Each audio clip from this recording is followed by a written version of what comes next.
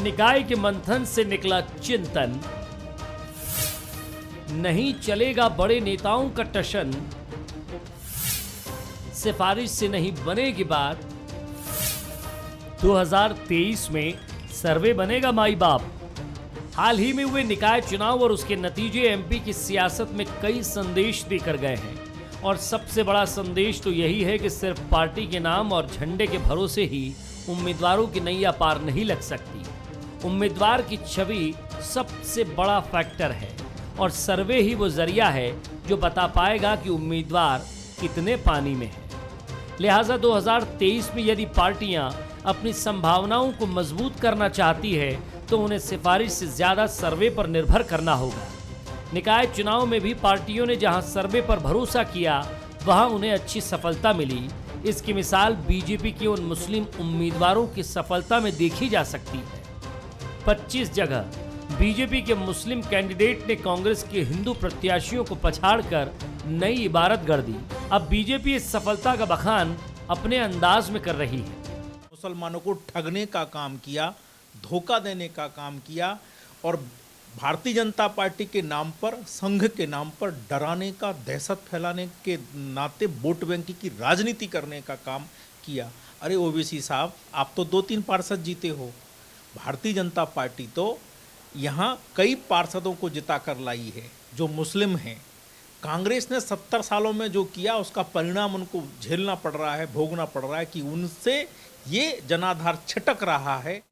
BJP ने 6,610 पार्षदों में से 380 मुस्लिम महिला प्रत्याशियों को टिकट दिया। इनमें से निकाय चुनाव में 92 मुस्लिम महिलाओं ने कमल खिलाया। वहीं कांग्रेस ने सर्वे के आधार पर टिकट बांटे थे। हालांकि मुस्लिम वर्ग को लेकर बीजेपी हमेशा कांग्रेस के निशाने पर रही है और निकाय चुनाव के ताजे आंकड़े पर भी कांग्रेस का अपना नजरिया है। भारतीय जनता पार्टी के सिर्फ 2 ही काम हैं, या तो इंसानों के बीच दूरियां बढ़ाओ या फिर नगर सेवा, नगर सरकार या गांव सरकार बनाने के लिए मेल मिलाप करो। तो एक तरफ दूरी बढ़ाना, दूसरी तरफ मेल मिलाप करना, यह भारतीय जनता पार्टी का चरित्र है और यह चरित्र चस्पा हो चुका है कि विधानसभा चुनाव में इंसानियत के बीच दरार पैदा करके दूरी बढ़ाना और जब अपना चुनाव आ जाए जिसके माध्यम से पैसा खाना है उसके लिए नज़दीकियाँ बढ़ाओ। ऐसा माना जा रहा है कि 2023 के विधानसभा चुनाव में दोनों ही पार्टियों का फोकस सिफारिश से ज्यादा सर्वे के आधार पर उम्मीदवारों के चयन पर होगा। मुस्लिम उम्मीदवारों को मैदान में उतारकर ये बीजेपी ने क्लियर भी कर दिया है। रही बात कांग्रेस की, तो वह सर्वे के आधार पर टिकट देने का वादा करती आई है। हालांकि अब किसका सर्वे 2023 में किस पर भारी पड़ेगा, इस पर भी सबकी नजर रहेगी। नमस्कार, मैं हूं शरद द्विवेदी और आज का हमारा मुद्दा है सिफारिश पर भारी सर्वे। कभी वो जमाना भी था, वो जो एक शेर था कि लिफाफा देख कर भाप लेते हैं खत का मजमून, यानी नब्ज पर हाथ रखकर सब समझ जाते थे कौन कैसा है। अरे वो नहीं चलेगा साहब, नहीं कर पाएगा, उसको टिकट दीजिए। शायद वो दौर था जब मूल्यांकन की प्रणाली बहुत पारदर्शी, ईमानदार और बहुत ही इस रूप में चलती थी क्योंकि उसका चयन संगठन के उन महारथी नेताओं के हाथ में रहता था जिनकी नेता संगठन रूपी हस्तिनापुर से हमेशा बंधी रहती थी और वो वैसे ही रहते थे। कौन रप होए हमें कहानी, हमें तो वैसे ही रहना है भैया, ना हमें कोई पद चाहिए ना ये चाहिए। तो उनको इन्फ्लुएंस नहीं किया जा सकता था। मैं ये नहीं कह रहा हूँ कि आज ये सिस्टम पूरी तरह से बदल गया है, लेकिन जितना ईमानदार और पारदर्शी राजनीतिक दलों में टिकटार्थी के प्रत्याशी जो भी हैं, टिकट के इच्छुक लोग, उनके चयन की प्रणाली जितनी पारदर्शी होती थी उतनी अब नहीं है। और यही वजह है कि पीके चले आते हैं अब, जो राजनेताओं को जैसे कहा जाता है कि मछली के बच्चे को समुद्र में तैरना कौन सिखाएगा, लेकिन अब पीके सिखाते हैं। वो बताते हैं ऐसे चलिए, ऐसे बोलिए। अमेरिका में प्रेसिडेंट के इलेक्शन में एक मुस्कान पर काम किया जाता है। सर आप भी को भी करना पड़ेगा, हाथ ऐसे हिलाइए, ऐसे हिलाइए, इतने इंच मीटर जाइए, इतने इंच मीटर आइए। चुनाव मैनेजमेंट हो गया है तो कन्फ्यूजियाना नेताओं का बहा लाजमी भी है सर। कोई भी बढ़िया कॉन्फिडेंस से जाके बैठ जाए और उनको कंफ्यूजन शुरू कर दे, ये नहीं करते हैं आप। सोशल मीडिया कितने फॉलोअर्स हैं, ये चल रहा है आपका, वो हो रहा है आपका, कोई प्रवक्ता तो ठीक से दिखते नहीं सर, तो प्रॉब्लम्स शुरू हो जाती हैं। और यही वजह है कि अब सर्वे चले आए हैं, प्रशांत किशोर जी चले आए हैं, और दोनों राजनीतिक दल सर्वे के रूप में टिकट के इच्छुक लोगों को कहीं ना कहीं एक थ्रेटनिंग कॉल भी देते हैं कि कागज सब बता रहा है बाबू, जीतेंगे कि हारेंगे, बुझे क्या नहीं बुझे। तो ये तमाम चीज़ें हैं, और यही वजह है कि अब सर्वे जो है वो सिफारिश पर भारी है। लेकिन सिफारिश की अपनी महत्ता है, अगर वो पारदर्शी हो, ईमानदार हो और उन कार्यकर्ताओं की तरफ झुकती हो जो बरसों बरस पार्टी के लिए काम करते रहे। बहरहाल सिफारिश और सर्वे के इसी मजमून पर आज हम बात करेंगे। जो मेहमान हमारे साथ हैं उनसे मिल लीजिए। दिनेश गुप्ता जी हैं, वरिष्ठ पत्रकार, राजनीतिक विश्लेषक, बहुत स्वागत करता हूं सर।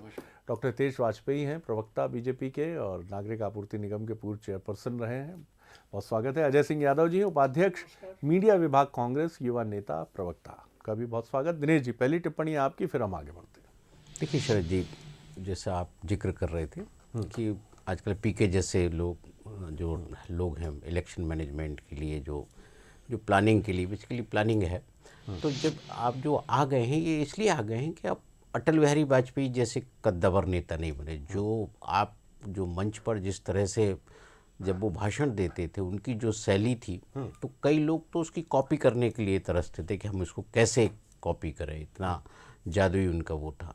तो उस तरह की उस पीढ़ी के नेता बचे नहीं हैं। अब जो हो गए हैं तो वो ग्राउंड पर नहीं जाना चाहते, आम आदमी से कनेक्ट नहीं करना चाहते, उनके हाव भाव, उनकी आवश्यकता को नहीं समझना चाहते।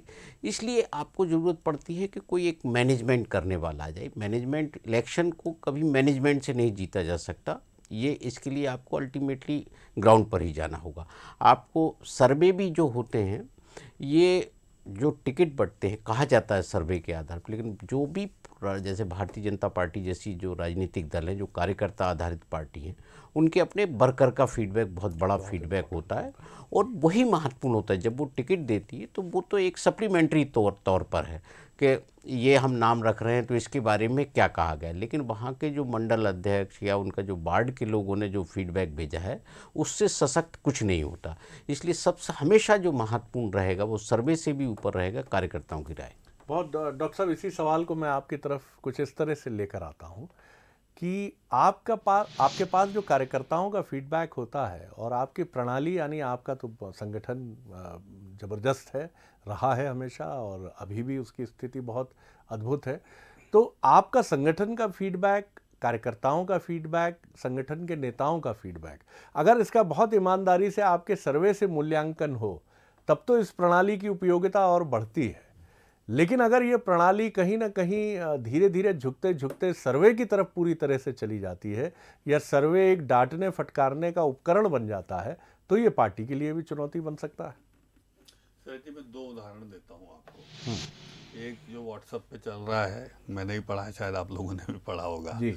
कि पहले घर में शादियाँ होती थी तो जो नाचने वाले होते थे वो बुलाए जाते थे, और घर की सब बहुएं, माताएं, सब लोग मिलके सब 3-5 दिन भोजन बनता था सुस्वादु, अलग अलग प्रकार का, सब चाचा, मामा, बुआ, फूफा सब मिलके, और भोजन सब घर के लोग बनाते थे, आनंद से खाते थे, और मनोरंजन के लिए मंडलियाँ आती थी जी। अब वक्त बदल गया है साहब। अब लोग कहते हैं, चुटकुले में ऐसा लिखा है, मुझे नहीं मालूम, कि साहब अब ये हो गया है कि खाना बनाने वाले सब पूरे बाहर से आते हैं सुबह से शाम तक के, ठीक है, और नाचने का काम घर वाले करते हैं सुबह से शाम तक। और अब तो धीरे धीरे इवेंट मैनेजमेंट कंपनी होती जा रही, तो दोनों ही काम से आप विमुक्त होते जा रहे हो। तो ये बदलाव आया है। दूसरा बदलाव अब मैं अपनी फील्ड से रिलेटेड आपके सामने रखता हूँ। बदलाव नहीं, एक बेसिक हाइपोथेसिस रखता हूँ। मेडिकल में हमारे यहाँ जो हम लोगों को हमारे सीनियर प्रोफेसर्स पढ़ाते थे, जिनके नाम बेली लव में और हैरिसन्स में, और जो इम्पोर्टेंट हमारी जो टेक्स्ट बुक होती हैं जो दुनिया भर में चलती हैं, उसमें उन भारतीय डॉक्टर्स के नाम है, उनमें से मैं एक के बता रहा हूँ, अब तो बहुत कम नाम आ पाते हैं हमारे यहाँ से। वो ये कहते थे साहब कि मरीज जब कमरे से अंदर आता है तब से लेकर उसकी हिस्ट्री टेकिंग यदि आपने ठीक से करी, हिस्ट्री टेकिंग मतलब उससे बात ठीक से करी आपने, कब हुआ, कैसे हुआ, क्या महसूस होता है, नींद ठीक आती है, तो आपका 90% डायग्नोसिस बन जाता है। जी। और वो फेल नहीं होता है।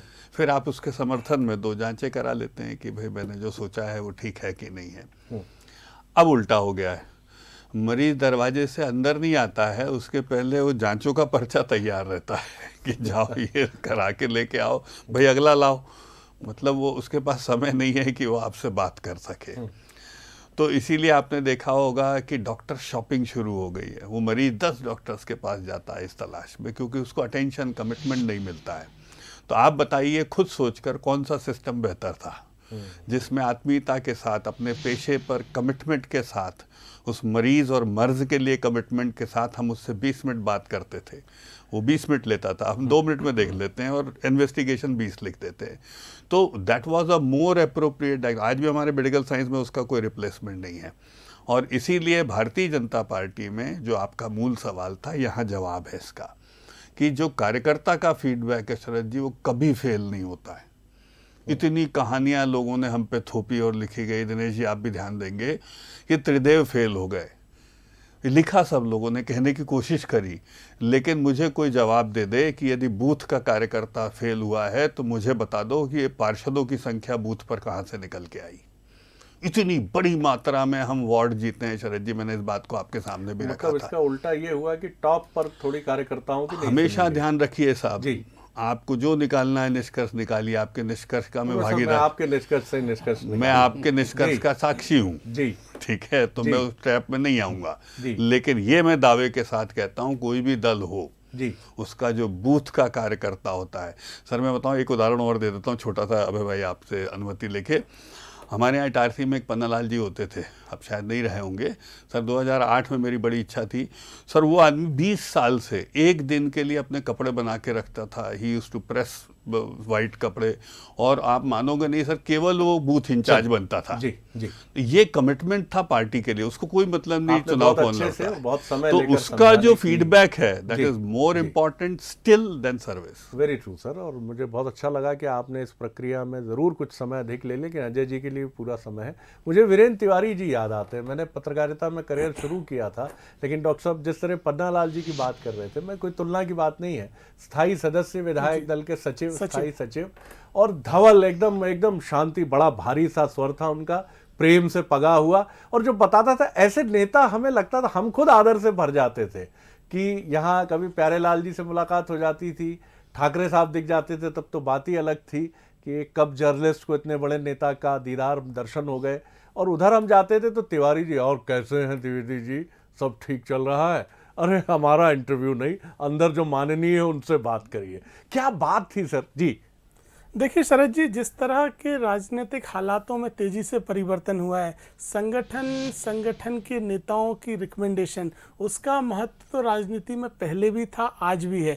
लेकिन बदलते हुए राजनीतिक सिनारियो, चाहे सोशल मीडिया हो, चाहे राजनीति के अन्य प्लेटफॉर्म हो, और ज़मीन पे जिस तरह की विविधताएं हैं, चाहे जाति की, समाज की, इलाकों की, ऐसे मामलों में सर्वे का आज बहुत अधिक महत्व बढ़ा है। मैं स्वीकार करता हूँ, 2018 के विधानसभा चुनाव में कांग्रेस पार्टी ने बड़े पैमाने पर सर्वे करके उम्मीदवार चयन किया और उसका हमें लाभ मिला। 15 साल बाद मध्य प्रदेश में कांग्रेस की सरकार बनी। यहाँ तक कि अभी नगरीय निकाय चुनावों में भी जो महापौर प्रत्याशी थे, उनमें अधिकांश प्रत्याशी के प्रत्याशी बनने का कारण सर्वे में उनका नंबर 1 आना है। कमलनाथ जी का स्पष्ट कहना है कि सर्वे के आधार पर जो सबसे ऊपर हैं, नेताओं की राय को भी तवज्जो दिया जाता है, संगठन की भी तवज्जो दिए जाते हैं, लेकिन नीचे से जो फीडबैक आता है वो सर्वे के माध्यम से आता है। आप सोचिए, 16 से हम 5 नगर निगम महापौर जीत गए, 2 हमारे केवल जीतते रह गए। तो कहीं ना कहीं सर्वे की पद्धति ने हमें फ़ायदा दिया। मैं तो ये भी कहता हूँ, भारतीय जनता पार्टी ने भी कहीं ना कहीं परिवर्तन किया। आज नगरीय निकाय में 380 मुस्लिम उम्मीदवार भाजपा ने खड़े कर दिए, लगभग हमारे बराबर ही हैं, कहाँ 425 हमारे हैं तो 380 भाजपा के हैं, जबकि विधानसभा लोकसभा में एक भी उम्मीदवार आपने नहीं दिया। ऐसा लग रहा है जैसे सिकंदर बख्त और आरिफ बेग का दौर भाजपा में वापस आ रहा हो। आरिफ बेग ने कांग्रेस के शंकर दयाल शर्मा को हरा दिया हो, हमारे 25 हिंदू उम्मीदवार भाजपा ने मुस्लिम उम्मीदवारों से हरवा दिए। तो भारतीय जनता पार्टी भी नए सिरे से आगे बढ़ रही है और होना चाहिए, हम स्वीकार करते हैं। लेकिन कांग्रेस पार्टी सर्वे की राजनीति को अच्छा मानती है, हमें इससे लाभ मिला है और आने वाले विधानसभा चुनाव में भी इस रणनीति को आगे बढ़ाया जाएगा। दिनेश जी, मूल मुद्दा जिसको डॉक्टर साहब ने भी छेड़ा और बहुत ईमानदारी से अजय जी ने भी माना कि हम सर्वे की प्रणाली को अपनाते हैं और उससे हमें लाभ होता है। वजह वही है क्या कि कार्यकर्ता नीचे बीजेपी का तो बराबर मौजूद है, फीडबैक टनाटन दिए जा रहा है।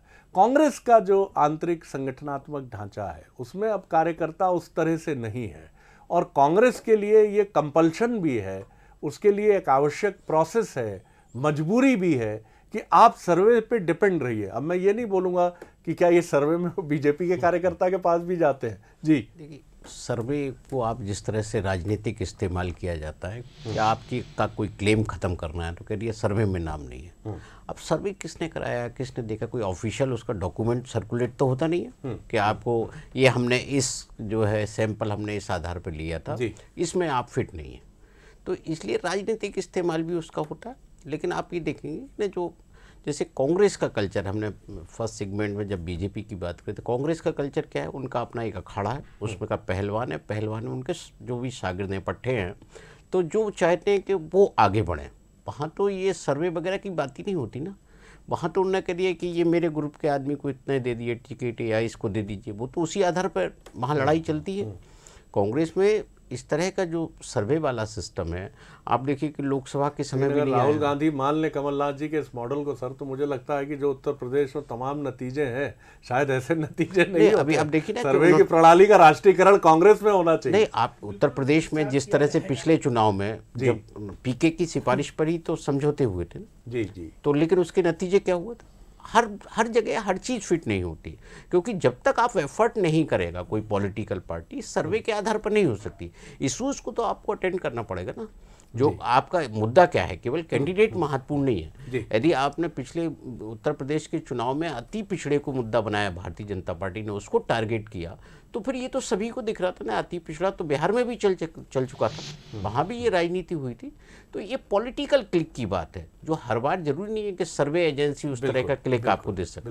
डॉक्टर वाजपेयी, मेरा एक सवाल भी सुन लीजिएगा, बाकी आप जो आपके यहाँ भी जो चुनावी रणनीति के माहिर लोग रहे उसमें एक आप भी हैं, ऐसा माना जाता है, और एक आध व्यक्तित्व और हैं, नाम मैं नहीं लूँगा, लेकिन जो परंपरा आपके यहाँ हमने देखी 2003 से लेके 2018 के पहले तक, वो कहीं खंडित हुई है ऐसा प्रतीत होता है। चुनाव का जो एक समग्र स्वरूप में आपकी पार्टी लड़ती थी, फीडबैक लेती थी, क्योंकि ये सही बात है, मुख्यमंत्री और संगठन का मुखिया हर फीडबैक नहीं ले सकता है, उसके आंख नाक कान नंबर 2, टियर 2, टियर 3, टियर 4 की टीम्स होती हैं। जी देखिए, इसके लिए भी मैं एक उदाहरण दूंगा साहब। शरद जी, आज बहुत पारिवारिक जीवन में आप देखते हैं माँ बाप का रिप्लेसमेंट नहीं होता साहब, ये ध्यान रखिएगा, नहीं होता। आप सबसे बेहतर स्कूल में पढ़ाइए, सबसे बेहतर कपड़ा लेकर दीजिए, सबसे बेहतर गाड़ी ड्राइवर दे दीजिए, पर आप सोचिए यदि माँ बाप समय नहीं देंगे बच्चे को तो कभी परिवार नहीं बनेगा, सफलता नहीं आती। सफलता भौतिक आ जाती है,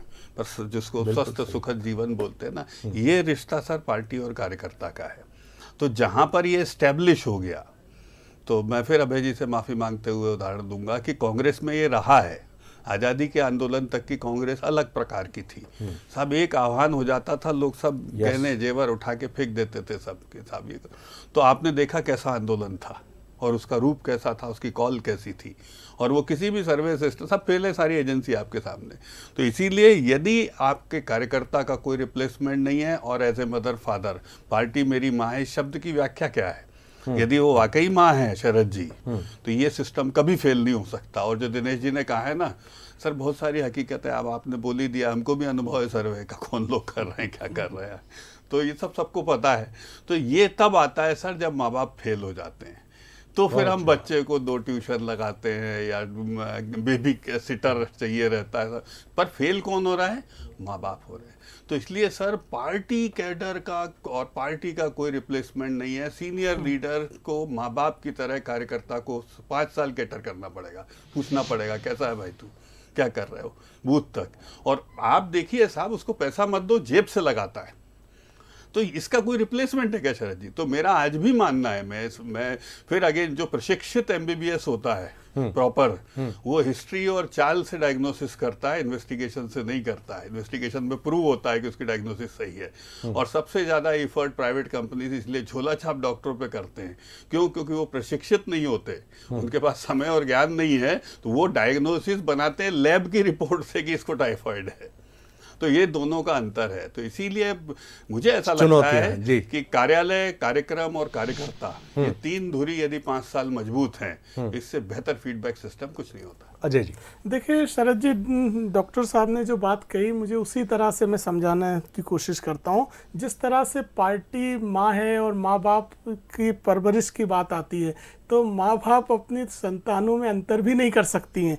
तो जहाँ एक एक पद के लिए 5-5 संतानें दावेदारी कर रही हैं, तो कोई ना कोई क्राइटेरिया, कोई ना कोई फॉर्मूला तो अपनाना ही पड़ेगा। तो उसमें सर्वे ने एक महत्वपूर्ण रोल अदा किया है। दूसरी बात ये मानना कि सर्वे की प्रक्रिया सही है या नहीं है। किसी भी प्रक्रिया की सफलता तो तभी संभव है जब वो ईमानदारी से अपनाई जाए। अगर सर्वे प्रक्रिया ईमानदारी से नहीं होगी तो परिणाम का तो सही आने का कहीं सवाल ही नहीं उठता है। लेकिन हमारा फीडबैक ये है कि हमारे पास सर्वे प्रक्रिया सही तरीके से चल भी रही है और उस प्रक्रिया के हमें रिजल्ट भी मिल रहे हैं। यहाँ तक कि कांग्रेस पार्टी में गुटबाजी और अपने लोगों को आगे लाने की प्रक्रिया भी सर्वे के पीछे चली गई है। कमलनाथ जी तमाम नेताओं से कहते हैं कि अगर सर्वे में आपका नाम होगा तो आपको मौका मिलेगा। मेरा कोई अपना नहीं है, कोई मेरा पराया नहीं और किसी नेता का कोई गुट नहीं है। तो ये एक अच्छी प्रक्रिया है और नेताओं के सामने कई बार सर्वे रिपोर्ट को रखा भी जाता है कि किन सर्वे रिपोर्ट के आधार पर मौका दिया जा रहा है